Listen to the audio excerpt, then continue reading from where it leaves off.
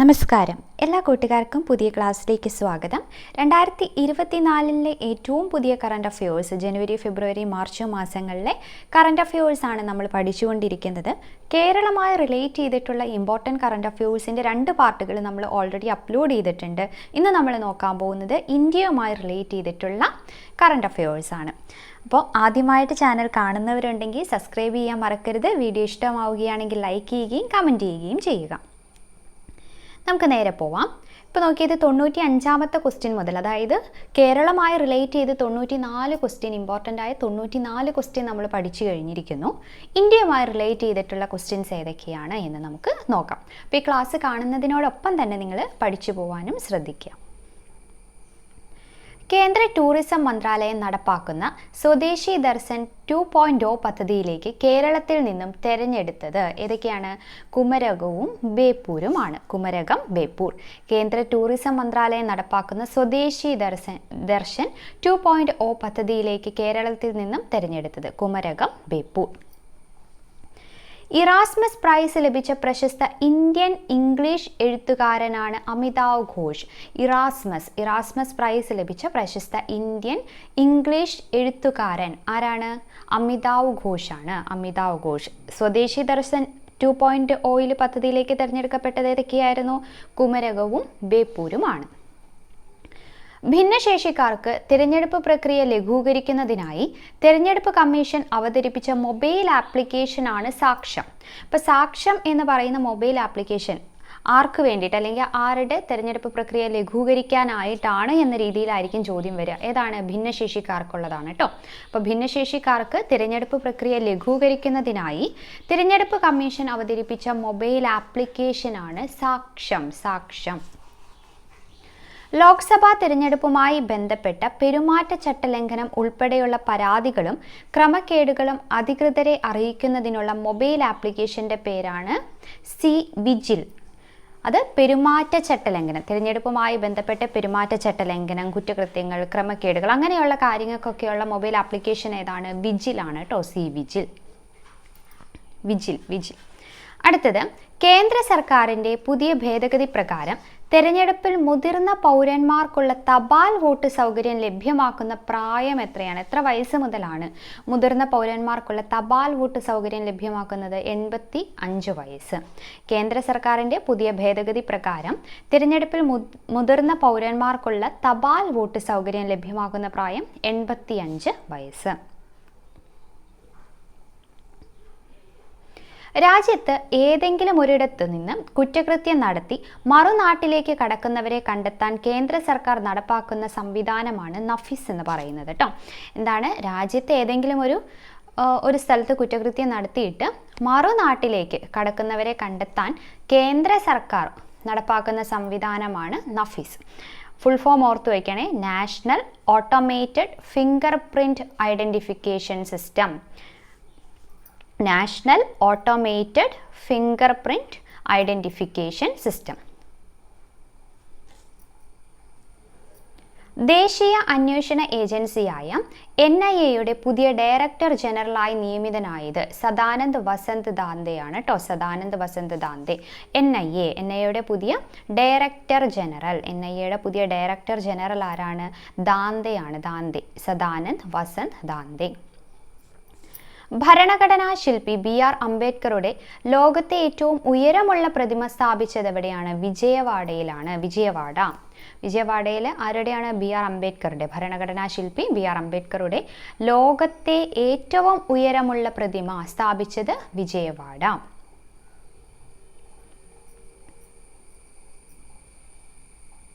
അടുത്ത ചോദ്യം, ഇന്ത്യയിലെ ഏറ്റവും നീളമേറിയ കടൽ പാലം ഏതാണ്?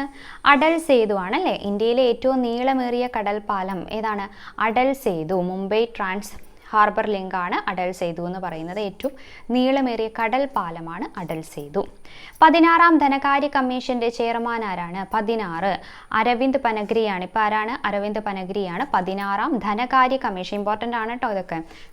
16ാം ധനകാര്യ കമ്മീഷന്റെ ചെയർമാൻ ആരാണ്? അരവിന്ദ് പനഗിരിയ. കേന്ദ്ര വിജിലൻസ് കമ്മീഷണറായി നിയമിതനായ മലയാളി ആരാണ്? കേന്ദ്ര വിജിലൻസ് കമ്മീഷണറായി നിയമിതനായ മലയാളിയാണ് എസ് രാജീവ്. കേന്ദ്ര വിജിലൻസ് കമ്മീഷണറായി നിയമിതനായ മലയാളി ആരാണ്? എസ് രാജീവ്. എസ് സ്വാമിനാഥൻ പുരസ്കാരം നേടിയതാരാണ്? പ്രൊഫസർ ബി ആർ കമ്പോജ് ആണ്. എസ് സ്വാമിനാഥൻ പുരസ്കാരം. എസ് സ്വാമിനാഥൻ ഇമ്പോർട്ടൻ്റ് ആണിപ്പോൾ. അപ്പോൾ എസ് സ്വാമിനാഥൻ പുരസ്കാരം നേടിയതാരാണ്? പ്രൊഫസർ ബി ആർ കമ്പോജ് ആണ്. 16ാം ധനകാര്യ കമ്മീഷന്റെ ചെയർമാൻ ആരാണ്? 16ാം ധനകാര്യ കമ്മീഷന്റെ ചെയർമാനാണ് അരവിന്ദ് പനഗരിയ, അല്ലേ? അരവിന്ദ് പനഗരിക. ഇനി കേന്ദ്ര വിജിലൻസ് കമ്മീഷണറായി നിയമിതനായ മലയാളി ആരാണ്? രാജീവ്, എസ് രാജീവ്. പെൺകുട്ടികൾ മാത്രമുള്ള ഇന്ത്യയിലെ ആദ്യത്തെ സൈനിക സ്കൂൾ 2024 എവിടെയാണ് ഉദ്ഘാടനം ചെയ്തത്? പെൺകുട്ടികൾ മാത്രമുള്ളത് എവിടെയാണ്? ഉത്തർപ്രദേശിലെ വൃന്ദാവൻ. വൃന്ദാവനാണ് ആദ്യ സൈനിക സ്കൂൾ കേട്ടോ. പെൺകുട്ടികൾ മാത്രമുള്ള ഇന്ത്യയിലെ ആദ്യത്തെ സൈനിക സ്കൂൾ 2024 എവിടെയാണ് ഉദ്ഘാടനം ചെയ്തത്? വൃന്ദാവൻ, ഉത്തർപ്രദേശ്. ഇന്ത്യയിലെ ആദ്യ ഡാർക്ക് സ്കൈ റിസർവ് പാർക്ക് മഹാരാഷ്ട്രയിലെ പെഞ്ച് ടൈഗർ റിസർവ് ആണ്. ഇന്ത്യയിലെ ആദ്യ ഡാർക്ക് സ്കൈ റിസർവ് പാർക്ക് എവിടെയാണ്? Pench tiger reserve, Maharashtra.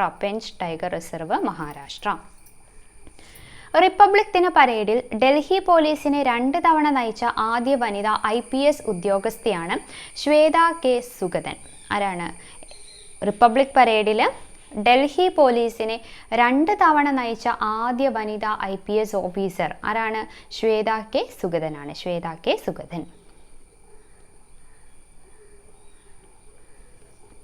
2023 സ്വച്ഛ് സർവേക്ഷൺ പുരസ്കാരത്തിൽ ഏറ്റവും വൃത്തിയുള്ള നഗരമായി തിരഞ്ഞെടുക്കപ്പെട്ടത് സൂറത്തും ഇൻഡോറുമാണ് കേട്ടോ. സ്വച്ഛ് സർവേക്ഷൺ പുരസ്കാരത്തിൽ ഏറ്റവും വൃത്തിയുള്ള നഗരം 2023 ഏറ്റവും വൃത്തിയുള്ള നഗരത്തിൽ വരുന്നത് ഏതൊക്കെയാണ്? സൂറത്തും ഇൻഡോറുമാണ്. സൂറത്ത് ആൻഡ് ഇൻഡോർ. ഇന്ത്യയിലെ ആദ്യ AI നഗരം നിലവിൽ വരുന്നത് ഉത്തർപ്രദേശിലെ ലക്നൗ ആണ്. AI നഗരം എന്നറിയപ്പെടുന്നത് അല്ലെങ്കിൽ നിലവിൽ വരുന്നത് എവിടെയാണ്? ലക്നൗ ആണ് കേട്ടോ. ലക്നൗ, ഉത്തർപ്രദേശ്. അയോധ്യയിൽ ക്ഷേത്രത്തിൽ സ്ഥാപിക്കാൻ തിരഞ്ഞെടുത്ത വിഗ്രഹത്തിന്റെ ശില്പി ആരാണ്? യോഗിരാജ് അരുൺ ആണ് കേട്ടോ. യോഗിരാജ് അരുൺ ആണ് അയോധ്യയിൽ ക്ഷേത്രത്തിൽ സ്ഥാപിക്കാൻ തിരഞ്ഞെടുത്ത വിഗ്രഹത്തിന്റെ ശില്പി.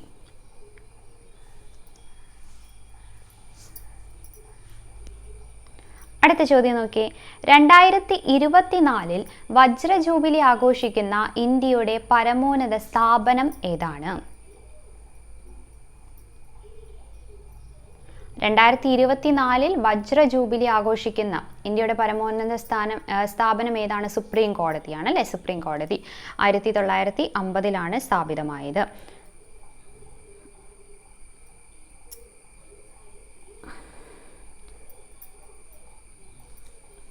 2024 റിപ്പബ്ലിക് ദിനാഘോഷങ്ങളുടെ ഭാഗമായി പുറത്തിറക്കിയ നാണയം 75 രൂപ നാണയം. 2024 റിപ്പബ്ലിക് കേട്ടോ. എത്ര? 75 രൂപ നാണയമാണ് പുറത്തിറക്കിയത്. അപ്പോൾ 2024 വജ്ര ജൂബിലി 75 അല്ലേ? വജ്ര ജൂബിലി ആഘോഷിക്കുന്ന ഇന്ത്യയുടെ പരമോന്നത സ്ഥാപനം ഏതാണ്? സുപ്രീം കോടതിയാണ്. അടുത്ത ചോദ്യം നോക്കാം. പത്മശ്രീ ലഭിച്ച ഇന്ത്യയിലെ ആദ്യ വനിതാ ആനപ്പാപ്പാനായ ആസാം സ്വദേശി ആരാണ്? പാർവതി ബർവ, അല്ലെ? കുറേ നമ്മൾ ഓപ്ഷൻസിലൊക്കെ കാണുന്ന പേരാണ് പാർവതി ബർവ. ഹസ്തികന്യ എന്നും അറിയപ്പെടുന്നു. ഹസ്തികന്യ അതാരാണ്? ആദ്യ വനിതാ പാപ്പാനാണ് കേട്ടോ. ആനപ്പാപ്പാനാണ്. പത്മശ്രീ ലഭിച്ചിരുന്നു. അപ്പോൾ പത്മശ്രീ ലഭിച്ച ഇന്ത്യയിലെ ആദ്യ വനിതാ ആനപ്പാപ്പാനായ ആസാം സ്വദേശിയാണ് പാർവതി ബർവ. ഇന്ത്യയിലെ ആദ്യത്തെ ദേശീയ ഡോൾഫിൻ ഗവേഷണ കേന്ദ്രം സ്ഥാപിതമാവുന്നത് പാട്നയിലാണ്. പാട്ന എവിടെ? ബീഹാറിൽ, അല്ലേ? അപ്പോൾ ഡോൾഫിൻ പാട്നയിലാണ്. ഇന്ത്യയിലെ ആദ്യത്തെ ദേശീയ ഡോൾഫിൻ ഗവേഷണ കേന്ദ്രം. ഇന്ത്യയിലെ ആദ്യത്തെ ദേശീയ ഡോൾഫിൻ ഗവേഷണ കേന്ദ്രം എവിടെയാണ്? പാട്ന, ബീഹാർ. 2024 ഏകീകൃത സിവിൽ കോഡ് നടപ്പാക്കിയ സംസ്ഥാനമാണ് ഉത്തരാഖണ്ഡ്, അല്ലെ? യൂണിഫോം സിവിൽ കോഡ് 2024 ഏകീകൃത സിവിൽ കോഡ് നടപ്പാക്കിയ സംസ്ഥാനം ഏതാണ്? ഉത്തരാഖണ്ഡ്. തമിഴ്നാട്ടിൽ നിലവിൽ വന്ന പുതിയ വന്യജീവി സങ്കേതം ഏതാണ്? തന്തേ പെരിയാർ വന്യജീവി സങ്കേതം. ഈറോഡിലാണ് പുതിയതായിട്ട് നിലവിൽ വന്ന വന്യജീവി സങ്കേതം. തമിഴ്നാട്ടിൽ നിലവിൽ വന്ന പുതിയ വന്യജീവി സങ്കേതമാണ് തന്തേ പെരിയാർ വന്യജീവി സങ്കേതം. എവിടെയാ? ഈറോഡ്. ഇന്ത്യയുടെ ഡിജിറ്റൽ പേയ്മെന്റ് സംവിധാനമായ UPI അവതരിപ്പിച്ച യൂറോപ്പിലെ വിനോദസഞ്ചാര കേന്ദ്രമാണ് ഈഫിൾ ടവർ. ഈഫിൾ ടവറിൽ എന്തായിരുന്നു? നമ്മുടെ ഇന്ത്യയുടെ ഡിജിറ്റൽ പേയ്മെന്റ് സംവിധാനമായ UPI അവതരിപ്പിക്കുകയുണ്ടായി. UPI അവതരിപ്പിച്ചത് എവിടെയാണ്? Eiffel tower. ഈഫിൾ ടവർ എവിടെയാ? പാരീസ്. ഓക്കെ. ലോകത്തെ ഏറ്റവും ഗതാഗത കുരുക്കുള്ള 6ാമത്തെയും ഇന്ത്യയിലെ 1ാമത്തെയും നഗരം ഏതാണ്? ഗതാഗതക്കുരുക്കുള്ള ഇന്ത്യയിലെ 1ാമത്തെ നഗരം ബംഗളൂരു. അതാണ് ലോകത്തെ 6ാമത്തെ ആയിട്ടും വരുന്നത്. ഇപ്പോൾ ലോകത്തെ ഏറ്റവും ഗതാഗതക്കുരുക്കുള്ള 6ാമത്തെയും ഇന്ത്യയിലെ 1ാമത്തെയും നഗരം ഏതാണ്? ബംഗളൂരു ആണ്.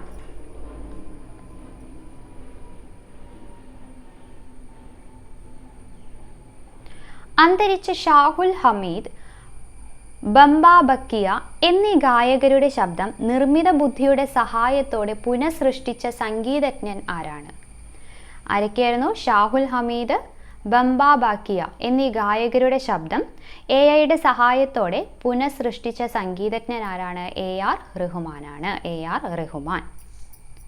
കരസേനയിലെ ആദ്യ വനിതാ സുബേദാർ എന്ന നേട്ടം സ്വന്തമാക്കിയത് പ്രീതി രജകാണ്. പ്രീതി. കരസേനയിലെ ആദ്യ വനിതാ സുബേദാർ എന്ന നേട്ടം സ്വന്തമാക്കിയത് പ്രീതി രജക്. 2024 ഭാരതരത്ന പുരസ്കാരം മരണാനന്തര ബഹുമതിയായി ലഭിച്ചത് നമ്മൾ കഴിഞ്ഞ ക്ലാസ്സിൽ പറഞ്ഞിട്ടുണ്ടായിരുന്നു അല്ലേ? MS സ്വാമിനാഥൻ്റെ കാര്യം. ഇപ്പോൾ ആർക്കൊക്കെയാണ് നോക്കി? PV Narasimha Rao, Chaudhary Charan Singh, MS Swaminathan, Karpoori Thakur. ഇപ്പോൾ 2024 ഭാരതരത്ന പുരസ്കാരം മരണാനന്തര ബഹുമതിയായി ലഭിച്ചവർ ആരൊക്കെയാണ്? PV Narasimha Rao, Chaudhary Charan Singh, MS Swaminathan, Karpoori Thakur.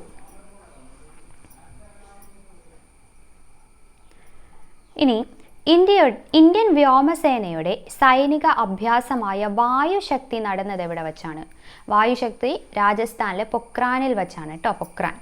Indian വ്യോമസേനയുടെ സൈനിക അഭ്യാസമായ ഏതാണ്? വായുശക്തി. വായുശക്തി നമുക്കറിയാം അല്ലേ? വ്യോമസേനയായിട്ട് കണക്ട് ചെയ്യാൻ പറ്റൂല. അപ്പോൾ വായുശക്തി നടന്നത് എവിടെയാണ്? രാജസ്ഥാൻ പൊക്രാനിലാണ്. 2024 ജനുവരിയിൽ രാജസ്ഥാനിൽ നടന്ന ഇന്ത്യ UAE സംയുക്ത സൈനിക അഭ്യാസം അറിയപ്പെടുന്നത് ഇമ്പോർട്ടൻ്റ് ആണ്. ഏതാണ്? India UAE. ഇന്ത്യയും UAEയും തമ്മിലുള്ള സൈനിക അഭ്യാസം, സംയുക്ത സൈനിക അഭ്യാസത്തിൻ്റെ പേരെന്താണ്? ഡെസേർട്ട് സൈക്ലോൺ എന്നാണ്. ഇത് നടന്നത് 2024 ജനുവരിയിലാണ്. അപ്പോൾ 2024 ജനുവരിയിൽ എവിടെ വെച്ചാണ് നടന്നത്? രാജസ്ഥാൻ. 2024 ജനുവരിയിൽ രാജസ്ഥാനിൽ നടന്ന ഇന്ത്യ UAE സംയുക്ത സൈനിക അഭ്യാസം അറിയപ്പെടുന്നത് ഡെസേർട്ട് സൈക്ലോൺ. ഏതാണ്? ഡെസേർട്ട്. അപ്പോൾ രാജസ്ഥാൻ എന്നുള്ളത് കിട്ടുമല്ലോ. ഇന്ത്യ UAE ആണ് ഡെസേർട്ട് സൈക്ലോൺ. ബഹിരാകാശ യാത്രക്കാർക്കായുള്ള ഏഷ്യയിലെ ആദ്യ സ്വകാര്യ പരിശീലന കേന്ദ്രം എവിടെയാണ് നിലവിൽ വരുന്നത്? നവി മുംബൈയിലാണ് കേട്ടോ. ബഹിരാകാശ യാത്രക്കാർക്കായിട്ടുള്ള ഏഷ്യയിലെ ആദ്യ സ്വകാര്യ പരിശീലന കേന്ദ്രം ഏഷ്യയിലെ ആദ്യ സ്വകാര്യ പരിശീലന കേന്ദ്രം നിലവിൽ വരുന്നത് നവി മുംബൈയിലാണ്. 2024 കലാപത്തെ തുടർന്ന് അടിയന്തരാവസ്ഥ പ്രഖ്യാപിച്ച ഹെയ്ത്തിയിൽ നിന്നും ഇന്ത്യൻ പൗരന്മാരെ ഒഴിപ്പിക്കുന്നതിനായുള്ള രക്ഷാദൗത്യം ഏതാണ്? ഓപ്പറേഷൻ ഇന്ദ്രാവതി. ഇമ്പോർട്ടൻ്റ് ആണ്. ഹെയ്ത്തിയിൽ നിന്ന്. ഹെയ്ത്തി അല്ലേ? ഹെയ്ത്തി നമ്മൾ പഠിച്ചിട്ടുണ്ട്. ഏതിലാണ്? വേൾഡ് ഹിസ്റ്ററിയിലൊക്കെ നിങ്ങൾ ഓർക്കുന്നുണ്ടാവും. അപ്പോൾ ഹെയ്ത്തിയിൽ നിന്നും ഇന്ത്യൻ പൗരന്മാരെ ഒഴിപ്പിക്കുവാനുള്ള രക്ഷാദൗത്യത്തിൻ്റെ പേരെന്തായിരുന്നു? ഓപ്പറേഷൻ ഇന്ദ്രാവതി എന്നാണ്. Operation Indravati. Haiti. Operation Indravati. Jammu കാശ്മീരിൽ ആക്രമണം നടത്തുന്ന ഭീകരർക്കെതിരെ ഇന്ത്യൻ കരസേന ആരംഭിച്ച സൈനിക നീക്കം അറിയപ്പെടുന്നത് ഓപ്പറേഷൻ സർവശക്തി എന്നാണ്. ജമ്മു കാശ്മീരിൽ ആക്രമണം നടത്തുന്ന ഭീകരർക്കെതിരെ ഇന്ത്യൻ കരസേന ആരംഭിച്ച സൈനിക നീക്കം ഏതാണ്? ഓപ്പറേഷൻ സർവശക്തി. ഓപ്പറേഷൻ ഇന്ദ്രാവതി എന്ന് പറയുന്നത് ഹെയ്ത്തിയുമായിട്ട് ഓർത്തു വയ്ക്കണം കേട്ടോ. ഹെയ്ത്തി രക്ഷാദൗത്യമായിരുന്നു. ഓപ്പറേഷൻ സർവശക്തി എടുത്ത് എന്ത് ചെയ്യുന്നു? ജമ്മു കാശ്മീരിൽ ആക്രമണം നടത്തുന്ന ഭീകരരെ ഒഴിപ്പിക്കുന്നത് ആരുടേതാണ്? ഈ സൈനിക നീക്കം ഇന്ത്യൻ കരസേനയുടേതാണ്. ഇന്ത്യൻ കരസേനയും വ്യോമസേനയുമായി നടത്തുന്ന സൈനിക അഭ്യാസമാണ് ഡബിൾ സ്ട്രൈക്ക്. നമ്മുടെ കരസേനയും പിന്നെ വ്യോമസേനയും തമ്മിൽ നടത്തുന്നതിനെ എന്ത് പറയുന്നു? ഡബിൾ സ്ട്രൈക്ക് കേട്ടോ. സൈനിക അഭ്യാസമാണ് ഡബിൾ സ്ട്രൈക്ക്.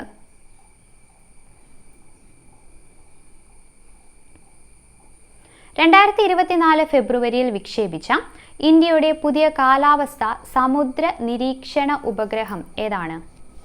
കാലാവസ്ഥ സമുദ്ര നിരീക്ഷണ ഉപഗ്രഹമാണ് ഇൻസാറ്റ് 3DS. ഇൻസാറ്റ് 3DS 2024 ഫെബ്രുവരിയിൽ വിക്ഷേപിച്ച ഇന്ത്യയുടെ പുതിയ കാലാവസ്ഥ സമുദ്ര നിരീക്ഷണ ഉപഗ്രഹമാണ് ഇൻസാറ്റ് 3DS. ഏതായിരുന്നു വിക്ഷേപണ വാഹനം എന്ന് പറയുന്നത്?